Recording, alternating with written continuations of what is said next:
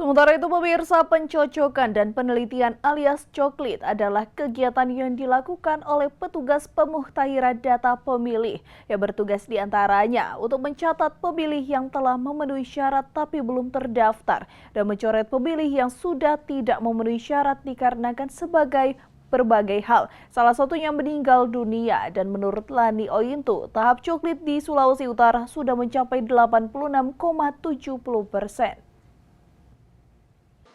Tahapan pemilu berupa coklit alias pencocokan dan penelitian data pemilih telah berjalan sejak 12 Februari 2023. Menurut Lani Oyintu, Ketua Divisi Perencanaan Data dan Informasi KPU Provinsi Sulawesi Utara, capaian coklit di Sulawesi Utara sudah menyentuh 86,70%.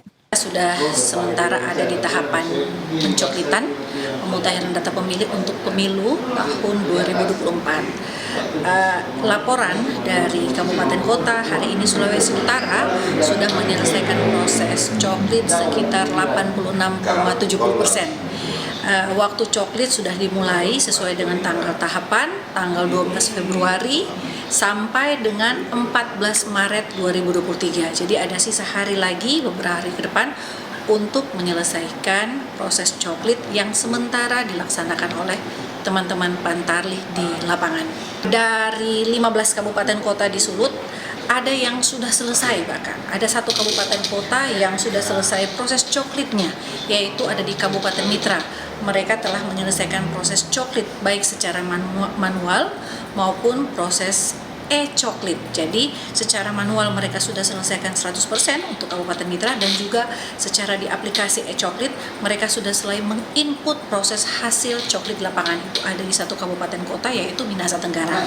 Namun ada juga satu kabupaten kota yaitu Minahasa Selatan sudah selesai proses coklit secara manual tapi belum menyelesaikan proses penginputan data di e-coklit. Jadi kami masih menunggu progres teman-teman di lapangan terkait pencocokan dan data pemilih yang ada saat ini sesuai dengan tahapan yang ada.